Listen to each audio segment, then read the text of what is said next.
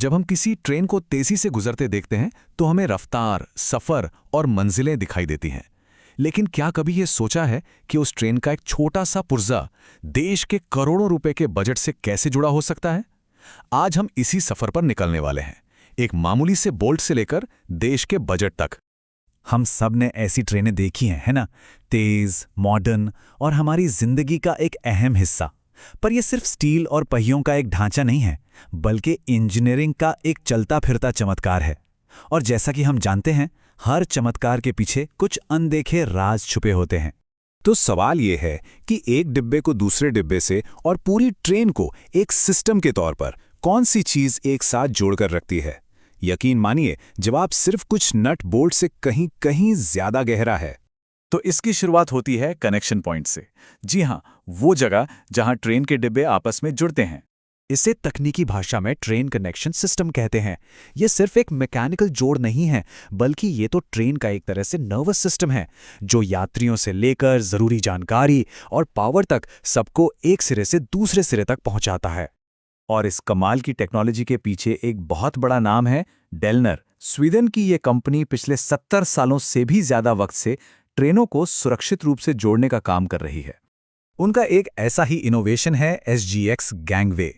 Gangway मतलब वो रास्ता जिससे यात्री एक डिब्बे से दूसरे में जाते हैं, और डेलनर ने इसे बनाने के तरीके को ही बदल दिया। अब यहाँ एक बहुत ही स्मार्ट इंजीनियरिंग सॉल्यूशन छिपा है। देखिए, पुराने डिजाइन में एक ही हिस्सा दो काम करता था, बाहर के मौसम से बचाना और ट्रेन की गति के दबाव को झेलना।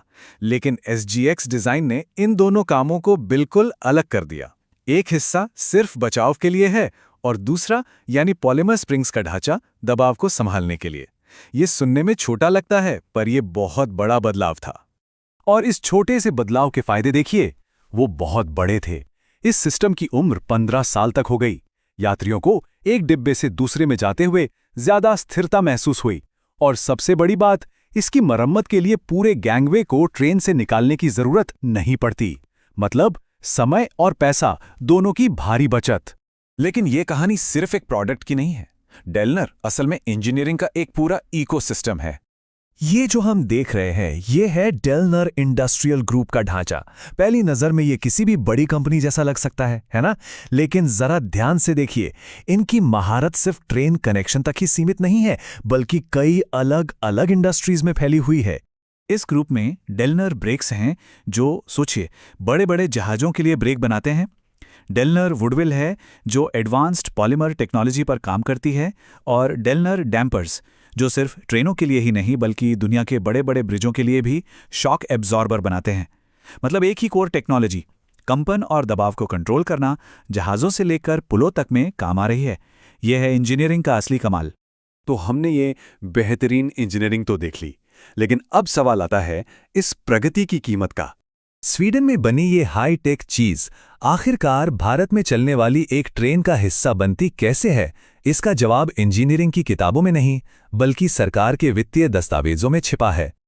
ये देखिए, ये है भारतीय रेलवे का एक वित्तीय दस्तावेज। हाँ, देखने में शायद थोड़ा जटिल लगे, लेकिन हमारी कहानी का दूसरा सिरा यहीं से जुड़ता है।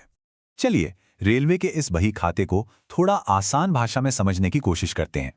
देखिए, भारतीय रेलवे का हिसाब किताब हमेशा से ऐसा नहीं था। ये वित्त विभाग के एक हिस्से के तौर पर शुरू हुआ। फिर 1923 में एक वित्तीय आयुक्त बनाया गया, और धीरे धीरे ये विकसित होकर आज एक बहुत ही स्पेशलाइज्ड फाइनेंशियल ब्रांच बन गया है। रेलवे के हर खर्च का आधार है अनुदान की मांगें या डिमांड्स फॉर ग्रांट्स। अब इसे आसान भाषा में समझें तो ये रेलवे की सालाना शॉपिंग लिस्ट है। एक ऐसी लिस्ट जिसे देश की संसद के सामने रखा जाता है, और मंजूरी मिलने के बाद ही रेलवे कोई भी बड़ा खर्च कर सकती है। और इस लिस्ट में सब कुछ होता है।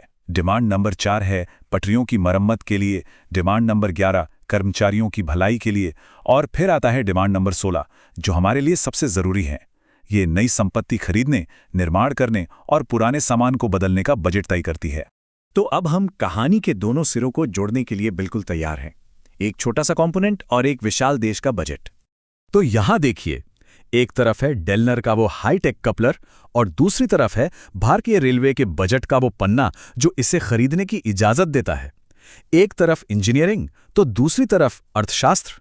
तो इसका मतलब क्या हुआ? इसका मतलब ये है कि ट्रेन का वो एक पुर्जा जिस पर शायद ही किसी की नज़र जाती हो, असल में एक बहुत बड़ी और जटिल वित्तीय प्रक्रिया का नतीजा है। एक ऐसी प्रक्रिया जो संसद के गलियारों से शुरू होकर स्वीडन की एक फैक्ट्री तक का सफ़र तय करती है। दूसरे शब्दों में कहें तो एक ट्रेन सिर्फ एक वाहन नहीं है, ये ग्लोबल इंजीनियरिंग और पब्लिक फाइनेंस के एक बहुत बड़े आपस में जुड़े हुए सिस्टम का वो ठोस रूप है जो हर रोज हमारे सामने से गुजरता है।